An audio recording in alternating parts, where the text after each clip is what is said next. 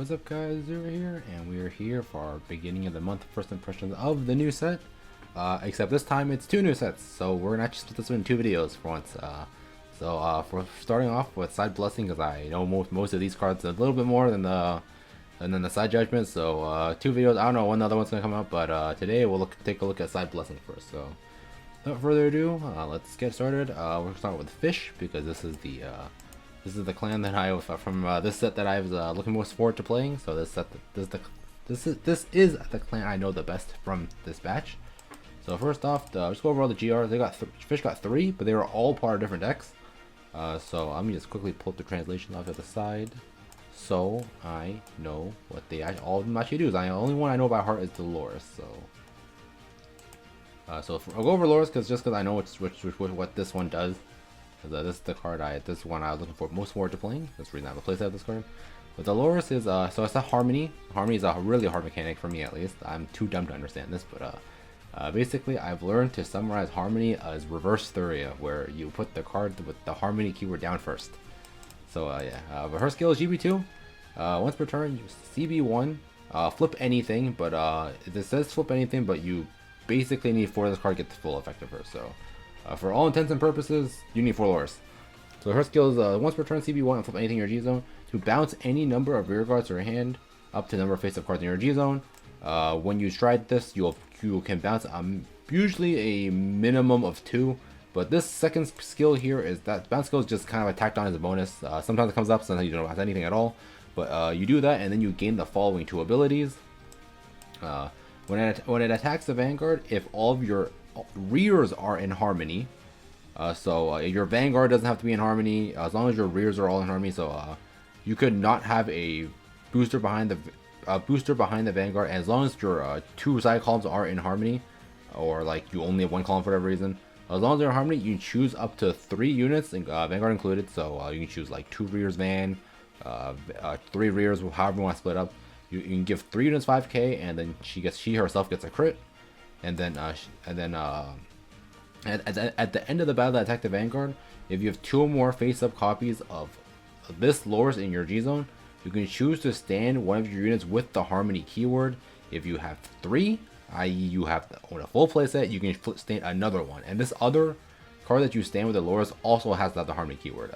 Translation's a little whack. At first I thought that you could stand anything with the second stand, but you actually can only stand units with the Harmony keyword. But there are ways to get around this with another card. But yeah, this card basically reads it stand 2 sides. So this card basically just it's on first lower stride. So on your second stride, she is about as good as an Olivia, because you stand 1 extra column, so you can use that column to extend with like a Speaker or something. But on your third stride, this is a better Olivia, because you stand both columns. Well, obviously Olivia doesn't stand; she like resets the columns, but it's essentially the same thing. But it's actually better too, just because of the fact that she gives power to the boosters, making her lanes actually skill better. So this card is definitely a very good finisher. But the fact that this card requires it can only stand stuff with the Harmony keyword makes it so it's more restrictive in what it can do. Olivia being more generic, but a lower ceiling. But overall, I think this Dolores is actually very, very good. I think this Dolores is very worth building around. It's the deck I haven't played around the most, but honestly, if the deck feels kind of whatever, but I think that's more of the issue of the deck itself as opposed to the Dolores as a card. But yeah, overall, very good card. And if you want to play this card, you need 4 of it. No wedge on that. So you need 4 of it. If you only have 3, you might as well just play Olivia. And next up, but yeah, that's Dolores. Next up, we have the Sunshine Vert. Her skill is Limb Break 4, so she's still tied to Limb Break. Limb Break 4, when it attacks, you have a Prism Heart. This unit gets the following ability for that battle. At the end of the battle, G flip and discard 3, and you may return up to 2 Prism rear guards to your hand. Then put this card into your G zone face up and ride a grade 3 Prism from your hand or your deck. And if you roll, draw 2. And then her skill, and then other skills on play. You may choose 1 Vert, Rosa, and Clear from your drop and put them on your deck. I don't know. Honestly, I just wrote the skill up for you guys. I don't know what this card actually does, or I don't know what this deck is supposed to do. I'm assuming you like re-ride on like the break ride, and then you do some cool wombo combo there. But I honestly don't care to play this deck. I'm sure this deck is like probably playable? Question mark. I don't know. I'm sure this deck has a really high ceiling, but that's all I see in it. And it's kind of whatever. I don't really think this deck is that good. And finally, we have Coral, the Coral Stride. So her skill is On attack, CB1 and flip anything your G-Zone face up to Soul Charge 1. Then you return any number of your rear guards to your hand up to the number of corals in your soul. And for every rear guard return, this unit gets 5k until end of turn. And if you have 2 or more face-up copies of Coral in your G-Zone, draw 1 and call 2 from hand. And at the end of that turn, put 2 grade 2 or lower grade 2 or lower corals from your drop zone to the bottom of your deck. So it gets multi-attack, which is pretty cool. But the issue with this is that it's tied to Coral, meaning you're forced to play the Coral deck. And I honestly don't know how good. I think this is another issue of like the shell of the stride itself looks pretty okay because you just bounce 2 and then call 2 back down. It seems pretty good there. But the issue with Coral for me is that the shell of the deck probably isn't amazing. Like it's tied to a ride chain. I don't know what the support cards do. I'm sure they're okay, but the issue is that the core of the deck isn't that good. Again, you're forced to play a bunch of vanillas and just to facilitate names. So yeah. I think the clear winner of GRs here, I think, is, in my opinion at least, Loris. I haven't seen any of these other 2 decks be played yet. I haven't even seen other people play Loris yet. Only I played it myself. But I think Loris is a clear winner here. I think these 2 are probably on the lower end of decks. So, yeah. And as for generic shards, this is the Labrador shard. This is for Prisms. I don't know what this card does, nor do I care. But the Frederica is a very good stride. This is Loris' first stride. Her skill is she has Harmony. And then on hit to Van, flip anything in your G-Zone. And this is important because if you read how Loris works, Loris needs multiple copies of the face up already on second stride. And if you don't have a way to flip her on first stride, i.e. this card, you don't get any effects off of it. You'd be striding vanilla Loris, but this lets you flip a copy face up, meaning you get to actually use her stand 1 skill immediately on first stride, or second stride rather. So on hit Van, flip anything. So for all intents and purposes, this reads flip Loris. To choose one of your units that are in Harmony and bounce it to hand, and then call a card back down, and then you give a unit a following skill of this unit. It's Harmony plus 5k. So to break it down, when you hit the Van and you pay cost, you can choose to bounce something. If nothing is in Harmony, you don't bounce anything, and you can just play over a card. But for all intents and purposes, as long as something is in Harmony, you just bounce the card and call it back down, and then you give, and now they're back in Harmony, and then you give a card in that column the skill to get 5k, and then that unit will skill that lane will get plus 5k, meaning your column basically for the Harmony deck. This is a better Somni because it flips and it gives more power. So pretty nice card, and this card is definitely played in the deck as its primary first stride. And sometimes second stride, if they heal down, you don't want to just go for Loris, you can just try this again, flip another Loris, and this accomplishes effectively the same thing. So that's pretty good there. That's all for strides. The Spikas we're talking about, this is the grade 3 Spika, so Harmony, and then Vanguard Rear, GB1. When something is called during the battle phase, this unit and that unit both get +2, so a little extra power is always nice. And then Vanguard Rear, when this unit attacks the Vanguard, if she is in Harmony, Soul Blast 1, CB1 to I think it's to choose a card that's in Harmony, bounce it back to hand, and call a card from hand that's not named Spika. So this includes both the grade 3 and the grade 2 Spika. Now, they don't want you doing degenerate multi-attacks with Spika looping with Spika and all that stuff, so that's why that's like that. But this is another grade 3 extender, which is really nice, and unlike the grade 2 Spika, she has Harmony keyword herself, meaning she can actually be stood with the Loris, which is here. So yeah, so definitely a card that's played, and I'm still trying to get my 4th copy, so definitely a very good card here. All these other cards are coming over. There's Reindeer. This is Reindeer, it's her own cool gimmicky deck. This is the Garnet. This is for the Prism deck. Double rares. I think most of these are Prism or Reindeer support. I know this card, or Core support. This card is Harmony support, and it's really good for the deck. Harmony, and then her skill is when this unit that hits the Vanguard, if she is in Harmony, you can CC 1 and then bounce herself back to hand. And this, you see, this is not tied behind limit break, so you can do this as starting from turn 2. So early game, she can be used to refund costs if you have any that early in the game. But more importantly, you can use her to push damage, bounce her back to hand, so you don't lose a card. So that's pretty nice there. So I think this card's pretty good. And CC is always nice because now you have the Spika you want to be saving soul for, and you also don't want to be playing that many non-Harmony cards. So that's why this card letting you beat the CC if it's a crew now is pretty nice. And finally, for the, as you can see, I'm only talking about the Harmony cards. I don't know what the other cards do, but I know these are more Coral and Prism and Labrador support. But this card here is very good. The Aina, I think is her name. She has Harmony, and her skill is GB1. when she becomes a Harmony, you can give the Harmony keyword to something else. So in this deck, at least the deck list I play, there's a bunch of cards that don't have the Harmony keyword in it itself. The primary one being Spica, because since Spica doesn't have Harmony, you cannot stand her. The Grade 2 Spica, at least, you cannot stand her with Loris' skill. So if you use her skill to give that Spica the Harmony keyword, you can now stand that Spica. So that's really nice. And then CB1, tap rest herself to give all the units in Harmony that are adjacent to her plus 5k. So think of this as Link arrows in Yu-Gi-Oh.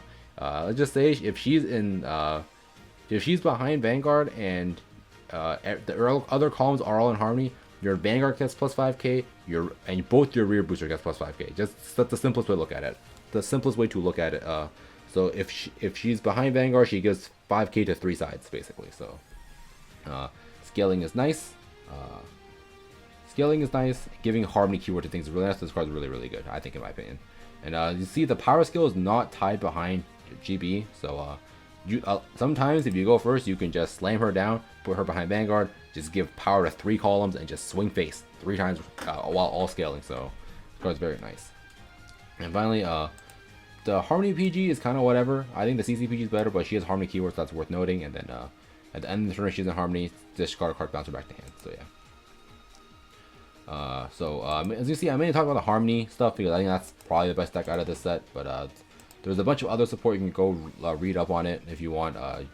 You can find like translations, or you can just go to the official database yourself and just translate it yourself. So yeah, I'll put the link of that down below in the comments if I forget. But that's usually how I get all my translations now. I just go to the page and translate it myself. So if you want to read up on like the Coral cards, the Prism cards, the reindeer cards, you can do that yourself. But that's it for Fish.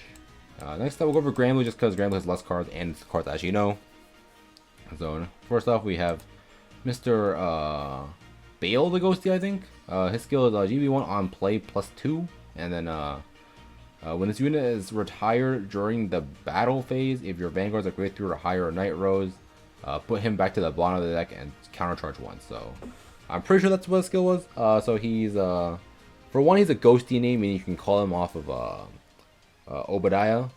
2, he's a CC mid battle, which is really cool. And 3, he can put himself back to the bottom of the deck to not deck yourself out. So I think this card has 3 really cool things going for it. So I think this is definitely your new best one of. Maybe 2 if you want to be cutting bones for whatever reason, but I think you don't have the space to play more than one of those cards. So definitely your new best filler one of. A bunch of 7C stuff which I don't care to go over, because in 0 kind of whatever, because there's no grade 2 gaming in 0. But the GR is the Gauche, I think is his name. So his skill is on place, Soul Blast 1, Counter Blast 1, G flip to I don't remember. Actually, I need to find transition for Gauche. I do not remember what this card does. I just know he shipped out an entire board. The Gauche's skill is, oh yeah, here it is. Soul Blast 1, CB1, G flip to put 5 cards from up to 5 cards from Soul to drop, and for every 1 card put, you choose a card from your drop zone and call it. And oh, what the hell? This translation is whack as hell.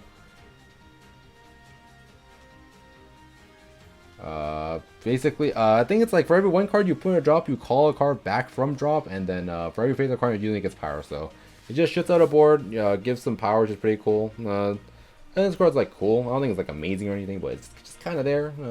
With the expanded G zone, you definitely do play like a set of it if you have it. But it's nothing you should probably go out of your way to get to make the deck for Night Rose. It's just kind of there now. So yeah. Yeah, that's basically all Granblue got. They got like a new GR, they got the Ghosty Dude, and a bunch of 7Cs garbage if you're not going to play Night Rose. So that's that. Pale Moon. We got honestly, I'm not too familiar with Pale Moon. I just don't care about this clan, to be honest. The GR is Prana, Magia, CB1, turn a card, flip anything, and put a card from your hand to soul. Just call any number of cards with the Magia ability from your soul up to the number of face-up cards in your G zone, and at the end of the turn, put those units back into the soul.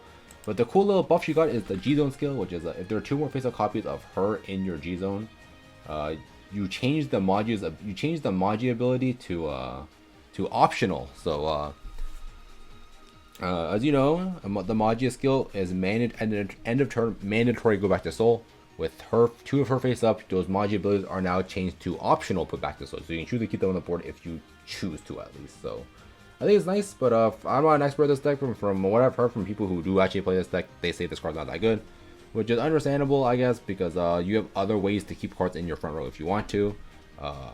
Her skill herself is not very good because she just puts out a board for you, which is kind of like whatever. So yeah, from what I've heard, doesn't seem that good. In my opinion, I think with the expanded G zone, you can afford to play a pair of this card and not feel too bad about it. So it's kind of here, kind of nice. I know this card. I know this guy shits out a board. I'm too lazy to find a translation from this card. There's some Nightmare Doll support. There's something to do with Alice. Again, go read up on this yourself. I'm not too sure what this card does. I know this dude is Silverthorn support. He's 11k attacker, and then when he hits a Vanguard, I think he can do the Mariana thing, which is like call card from Soul, which is really cool, I guess. And then the PG, I think it's worth talking about just because it got nerfed. But I think in the TCG, it called a card after you PG'd if you had a copy of it face on. If you had a copy of it in your drop zone. Now, this card calls it at the beginning of your turn, which is like weird as hell. So it's kind of whatever. I don't think you play it. I think you still play the CCPG in Pale Moon, but it's here, I guess. And that's it for Pale Moon. Again, if you want to go read up on these cards, it's on the database or not. It's on the official site. Just Google Translate and try to piece the translations together. But yeah, I think this Nightmare Doll support. I don't know what this is. This is Nightmare Doll support. Yada yada yada. And I think finally, then the last clan in this set is Neo Nectar. So first off, the GR is the Ilmatar. So her skill is, I can put this up as well. There's 20 cards to set. I do not remember all of them by heart anymore, as I usually do. Ilmatar's skill is GB2 once per turn, G flip to draw 1, choose one of your readers with the Bloom ability, and all of your units with the same name as the chosen unit gain that fallen ability until end of turn. On hit, draw a card. And then additionally, at the beginning of this turn's battle phase, if you have 3 or more rear guards with the Bloom ability until end of turn, this unit, so herself, gets a crit, and one of your readers can attack from the back row. So I think if you choose to play the Bloom stuff, this is a pretty good payoff for it, because you get like a 4th attack, you get something with a crit, you get something with on hit draw, all for CB1 and a G flip, which is pretty cool. The issue is playing for the Bloom stuff better than playing Jingle Thuria, and is it worth cutting the certain cards out of that deck, already existing deck, to fit in the Bloom stuff so you can afford to play this GR? And in my opinion, I don't think so. I think it's a cool addition. I think it's a cool option, and I could be wrong because this is first impressions and I don't know this clan too well, but just from looking at it from like the Blooms, I think this card itself is a perfectly serviceable card. I think the issue is the Bloom cards we got just aren't as good as the cards that are already in the Jingle Thuria deck. So that's my issue with this, is that the GR are good, but the package that goes with it is not as good. So verdicts on this card is pretty good, but just the issue is that the rest of the cards aren't very good. And the main standout cards for me are this card, this grade 3 here, and I think it was this grade 2 here. So the whole shtick with these two is that I think the grade 3 shares, no, the grade 2 is the same name as the grade 3 in deck and on board, and the grade 3 has a skill where on play, if you have a copy of the grade 2, you give it on hit draw 1. It's something like that. But the whole gimmick is that these two play off of each other and that they act as your draw engine. So if you were to play the Bloom engine in Jingle Thuria, you cut the put the fill draw, the attack extender, and you cut the Maiden of Lost Memory for copies of these two instead, and they fill in the slot that Lost Memory did where it draws you cards instead. And because you did that, you are now also allowed to play the Ilmatar in the deck. But honestly, just from looking at it, I don't think that package is particularly worth it, in my opinion, at least. But I think that's an option there. I think it's cool that the deck has other options to play now. But until I improve it, otherwise, I think I will stick with the old deck. So I think this package is cool, but I don't think it's as good as the current stuff that we already have. And I think the last noticeable card we want to talk about here for Neo Nectar is probably the Bloom PG, because this card did get nerfed. But her skill is Bloom. So you don't know, Bloom works when a card of the same unit as itself is called. So Bloom, when another copy of herself is played from you can see you master back to hand. So Easiest example, use Asha Stride bonus, Stride, use Asha Stride bonus, call this, and then CV1 call on the copy of itself, and then you CV1 again, which is a lot of CV to bounce both back to hand to like plus the PG. But the thing with that is it's very CB heavy. That's a very CB heavy play. But the biggest issue is this card got nerfed. That once you PG with this card, it gets binded, meaning you cannot recycle them. Because they don't want you looping PGs with this. Because hypothetically speaking, if they didn't get binded, you could just do PG, PG, and then use Pia or something else to put it back to deck, and then just bloom them back out and just back them back to hand. So they don't want you doing that. Once you actually only get 4 PG uses with this, you cannot infinitely loop the PGs. So that's a nerf there, and because of that nerf, I don't think you play this anymore. Because I think this here is a little bit too CB heavy for my liking. Again, I could be wrong, but I don't see myself playing this or anyone playing this, to be perfectly honest. But I think it's cool that they have an option from this now. So yeah, I'm pretty sure that was everything for the side blessing cards. Yeah, so yeah, that was all of them. Yeah, that was all of them. So verdict, I think the Bloom package is cool. I think the GR is a cool payoff. I think Grand Blue got some cool additions to the deck that are not like totally mandatory, but mainly being the GR. But it's cool that it's there, but it's not something you should be like going super out your way to get. Hari basically got nothing. Prana is like cool, I guess. And Fish got 3 new builds. Lora's probably being the best one, being the strongest payoff out of the bunch, and other 2 being cool gimmicks. So yeah. Overall thoughts, I think they are probably all like so Grand Blue basically is still the same deck, Hari is basically still the same deck, Asha has like a side grade, and then Fish just kind of gets 3 new decks. So they're all like playable, probably bare minimum at this point. So yeah. So that's it for my first impressions for the side blessing for set 8. I don't know when I'll have set for the side judgment coming out, but I'll get that done eventually. But for now, I'll see you guys next time. Peace out.